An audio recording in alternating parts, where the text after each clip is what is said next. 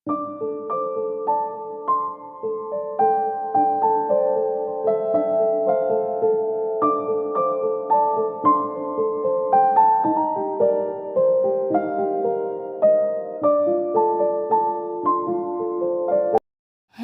Everyone, good morning. আশা করছি যে যেখান থেকে আমার এই ব্লগটা দেখছেন সবাই খুব ভালো আছেন আর সুস্থ আছেন।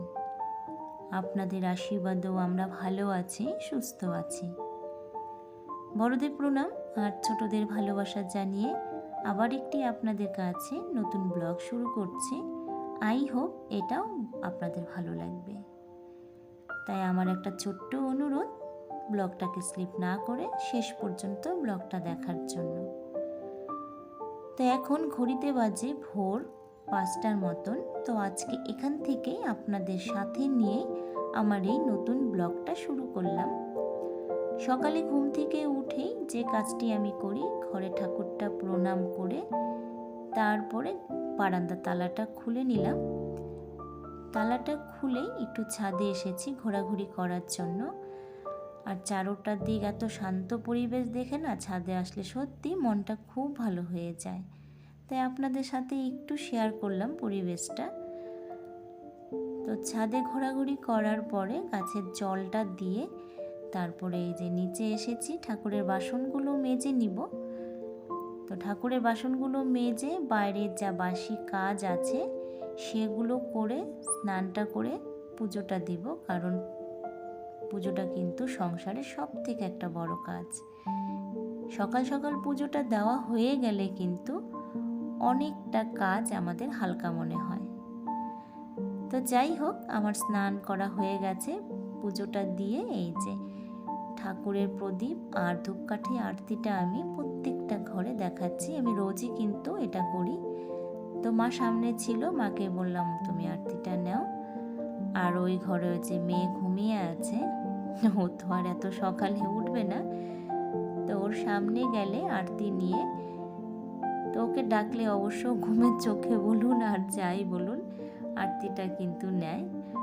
আর খুব ভালো লাগে তখন, মনে মনে ভাবি যে ওর সকালটা কিন্তু শুরু হয় এই আরতিটা দেখেই। তো যাই হোক, তো ওকে আরতি দিয়ে তারপরে এই যে তুলসীর তলায় চলে এসেছি। তুলসী দেবীকে একটু আরতি দেখে ফুল দিয়ে তারপরে যে রান্নাঘরে চলে এসেছি এখন চা বানানোর জন্য।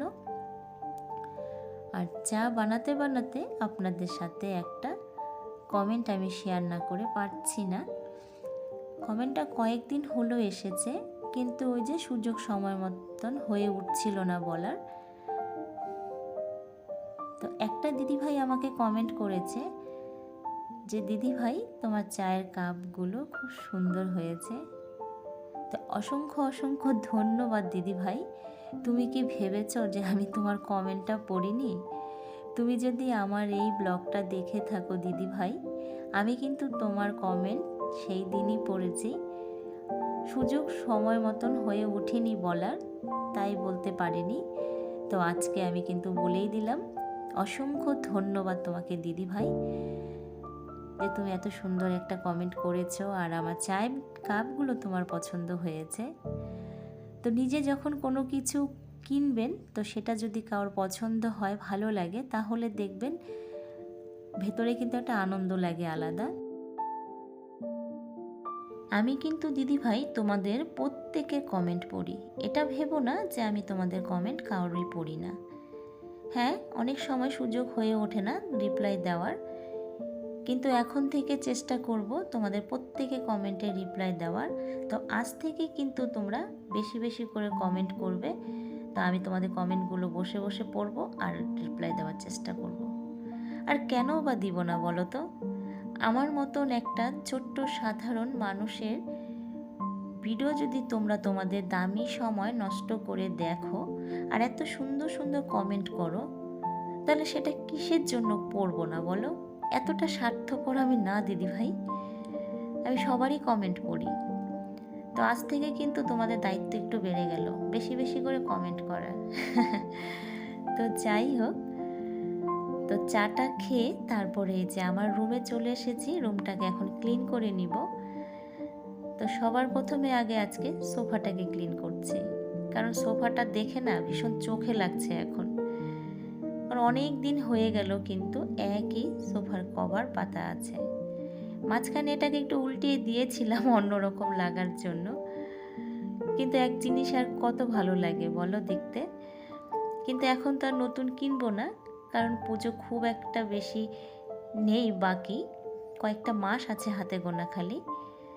তো পুজোর আগেই কিনবো, কারণ আমরা তো বাঙালি, আমরা নিজেকে যেভাবে সাজাই ঘর বাড়িগুলোকেও কিন্তু নানান রকমের জিনিস কিনে সাজানোর চেষ্টা করি।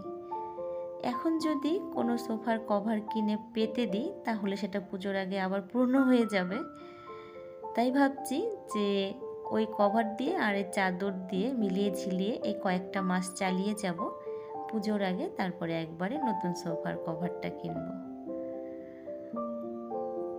তার জন্য আজকে কভারটাকে চেঞ্জ করে নিলাম, একটু নোংরাও হয়েছে আর দেখতেও কিন্তু একটু অন্যরকম লাগছে, কারণ চাদর যেহেতু পেতেছি।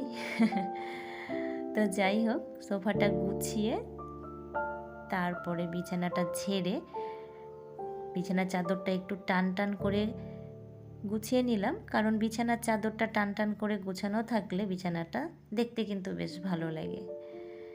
তো আমার রুমটা একদম ক্লিন করে তারপরে এই যে রান্নাঘরে চলে এসেছি। আজকে আর দুপুরে রান্না করার অপেক্ষায় রইলাম না, আজকে একটু সকাল সকালে রান্নাটা করে নিচ্ছি, কারণ আজকে কয়েকটা কাজ আছে হাতে, সেই কাজগুলো আমাকে আজকে কমপ্লিট করতে হবে। তো আজকে রান্না করছি পোস্ত দিয়ে ভেন্ডি আর এই যে আম দিয়ে চাটনি। আর গতকাল চিকেন রান্না করেছিলাম, ফ্রিজে রাখা আছে। আর যা গরম পড়েছে, যতটা হালকা খাবার খাওয়া যায় ততই কিন্তু ভালো। তো রান্নাটা করে যে দুটো বাসন বেরিয়েছিল সেই বাসনগুলো মেজে নিলাম। তো রান্না বসিয়ে তার মাঝখানে কিন্তু আমি অনেক বাসন মেজেছি, কারণ একবারে বাসন বের করলে না অনেকগুলো বাসন হয়ে যায়। আর এই গরমের মধ্যে তো এত বাসন কিন্তু তখন মাজতেও একটু বিরক্ত লাগে। তাই রান্না বসিয়ে ফাঁকে ফাঁকে আমি বাসনগুলো মেজে ফেলি। তো বাসনগুলো মেজে তারপরে এই যে হাতের কাজ নিয়ে এখন বসেছি। ওই যে বললাম আজকে হাতে কিছু কাজ আছে। তো এটা মশারি। তো আমরা যে মশারিটা ব্যবহার করি সাদা কালারের মশারি, আমার ব্লগে অনেকেই দেখেছো। তো সেই মশারিটা ফুটো ফুটো হয়ে গেছে অনেক জায়গায়। অবশ্যই এটা অনেক দিন হয়েছে, মশারিটা 4 থেকে 5 বছর। তো অনেক জায়গায় ফুটো হয়ে গেছে বলে তো আজকে এর জন্য রান্নাটা তাড়াতাড়ি করে নিয়েছি, যে আজকে আমার এই কাজটা করতে হবে। তো এই মশারি কাপড়টা আমি কিনে রেখেছিলাম আজ থেকে 3 থেকে 4 বছর আগে হবে। তো আমার একটা জানাশোনার দাদা মশারি ব্যবসা করতো, উনি এরকম কাপড় দিয়ে মশারি কারিগর দিয়ে বানাতো। তো ওনার কাছ থেকে একটা মশারি কিনেছিলাম আর এরকম কাপড় কিনেছিলাম কয়েকটা। তো আমি যেহেতু বানাতে পারি তাই ভাবলাম যে একটা মশারি কিনলে কিন্তু মোটামুটি বেশ ভালোই দাম নেয়, আর যদি কাপড়টা আমি কিনি তাহলে আমার দামটা অর্ধেক হয়ে যাবে, তো আমার অনেকটা টাকা বেঁচে যাবে।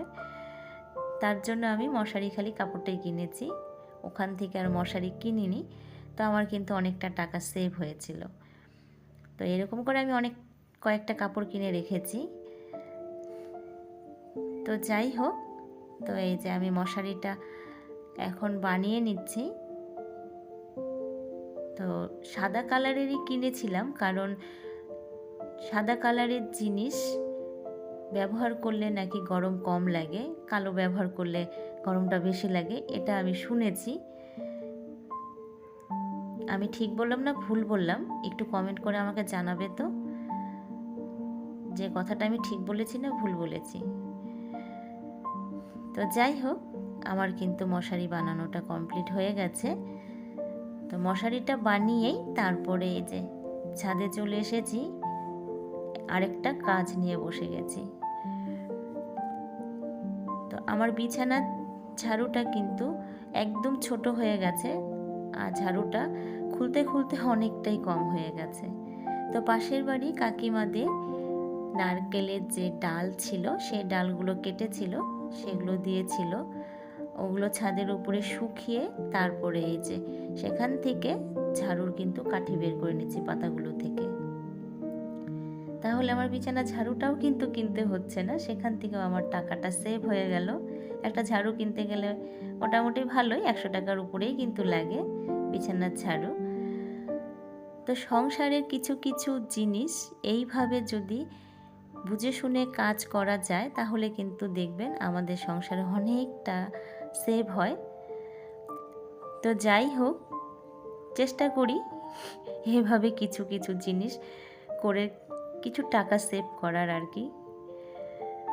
তো মোটামুটি যা কেটেছি আমার বিছানা ঝাড়ু হয়ে যাবে, আর বাদ বাকিগুলো ওগুলো পরে অন্য সময় কেটে রেখে দিব।